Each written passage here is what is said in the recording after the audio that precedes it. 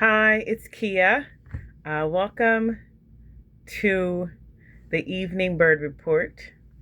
Thank you for joining me. Thank you for reading with me. I'm going to read a New York Times article.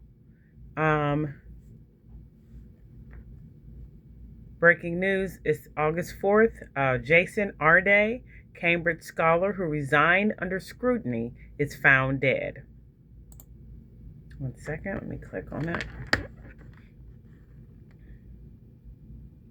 Mr. Arday resigned last week after the university announced an investigation into allegations of plagiarism and fabrication. This was written by Mara Heffensdale, August 14th, 26. Jason Arday, the former Cambridge University scholar whose remarkable rise to stardom was followed by a rapid fall from grace in recent weeks, has died, his family said on Friday. Jason was subjected to a campaign of sustained abuse in the years since he accepted a role at Cambridge, his family wrote in a statement. The campaign of misinformation was too much for Jason, who was a gentle man and who always wanted to see the best in everyone. The Metropolitan Police of London said that an ambulance was called on Friday afternoon to a South London residence connected to Mr. Arday after a report that a man there had been found unresponsive.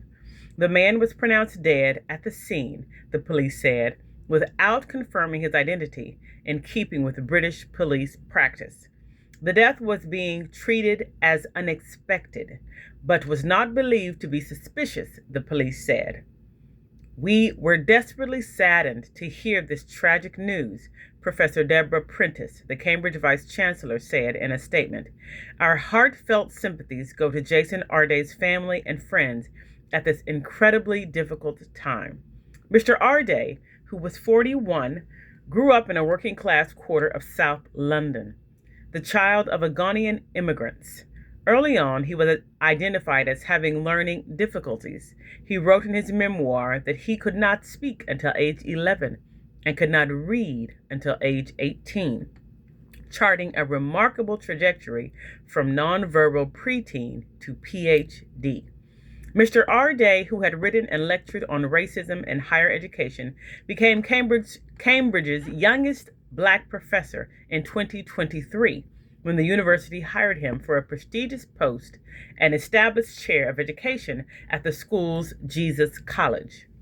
Last month, public firestorm over Mr. Arday's career erupted after a blog post accused him of plagiarism in his dissertation and embellishing his personal story. It was written by a scholar known for work suggesting that black people were genetically predisposed to be less intelligent than white people. Scrutiny intensified ahead of the publication of Mr. Arday's memoir on Tuesday by Simon & Schuster, as journalists found more inconsistencies in his story. He resigned from Cambridge last week. Allegations about Mr. Arday's work circulated within Cambridge for years, but the institution disregarded repeated warnings about possible duplication in Mr. Arday's work, according to the academic integrity site Retraction Watch. The elite university initially defended Mr. Arday, but in a letter sent to faculty on Tuesday, promised an independent investigation of his hiring and called the case an aberration and troubling. Some faculty had supported Mr. Arday.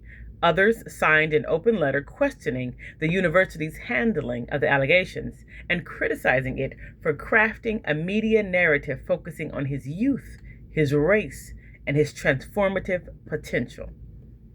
Nick Clark, who has known Mr. Arday since childhood, described him in an interview last week as a caring person who would go out of his way to make others feel comfortable in everyday social settings.